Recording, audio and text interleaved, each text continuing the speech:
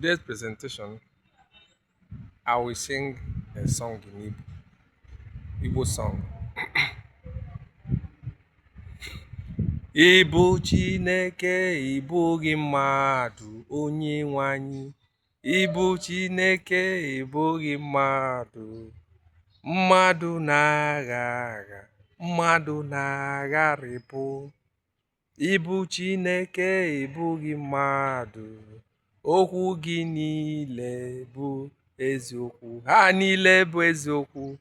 Ịbụ Chineke, ịbụghị mmadụ, onye nwe anyị. Ịbụ Chineke, ịbụghị mmadụ. Mmadụ na-agha agha, mmadụ na-agharịpụ.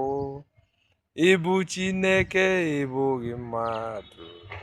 Okwu gị niile bụ eziokwu. Ndị be anyị, ndewonu. Nke a bụ ukwe m ga-akụzi tata n'Igbo. Ndewonu, daalụnụ.